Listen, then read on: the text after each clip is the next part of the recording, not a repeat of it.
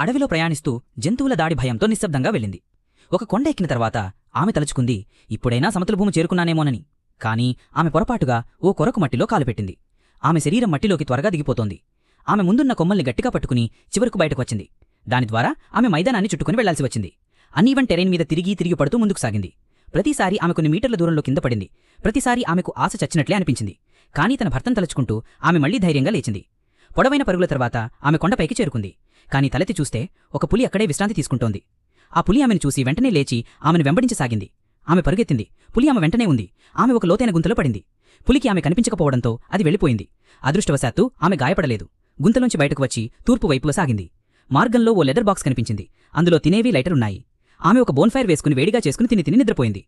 ఒక రాత్రి విశ్రాంతితో ఆమె శక్తిని తిరిగి పొందింది. ఆమె కొండ ఎక్కుతూ చివరకు పైకి చేరింది. అక్కడ నుండి దిగిపోవసాగింది. అక్కడ కొంచెం దూరంలో విమానం శకలాల మిగిలిన భాగం కనిపించింది. ఆమె భర్త అక్కడ ఉండే అవకాశం ఉంది. ఆమె ఉత్సాహంతో మాట్లాడలేకపోయింది. వెంటనే దిగిపోయి ఎదుటి ఉన్న నదిని దాటిపోయింది. కాని నది చాలా ప్రమాదకరంగా ఉంది. ఆమె కొద్దిలో మునిగిపోయేది. చివరకు ఒడ్డుకు చేరుకుంది. విమానం ముందు భాగంలో తన భర్త కనబడలేదు. కాని ఆమెకు ఒక సిగ్నల్ గన్ దొరికింది. ఆమె కంపిస్తూ బుల్లెట్ లోడ్ చేసి ఆకాశంలో కాల్చింది. కాని ఆ షాట్ కాస్త తప్పిపోయింది. ఆఖరి షాట్ ప్రయోగించబోతున్న సమయంలో ఆమె ఒక ఆలోచన చేసింది. కొంచెం ఎత్తైన చోటికి వెళ్లి కాలిస్తే హెలికాప్టర్కు సులభంగా కనిపిస్తుంది.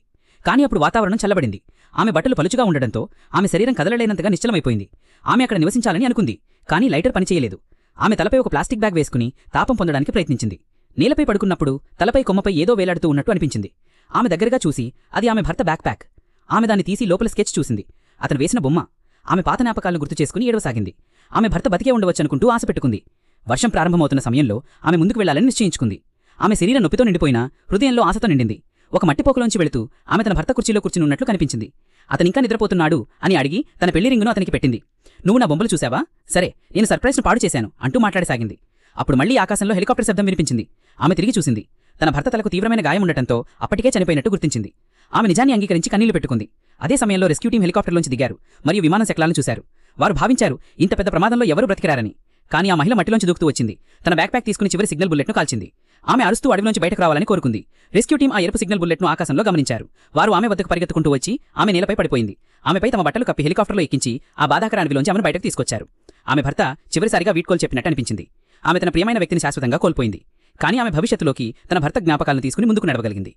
ప్లీజ్ లైక్ చేసి సబ్స్క్రైబ్ చేసి సపోర్ట్ చేయండి.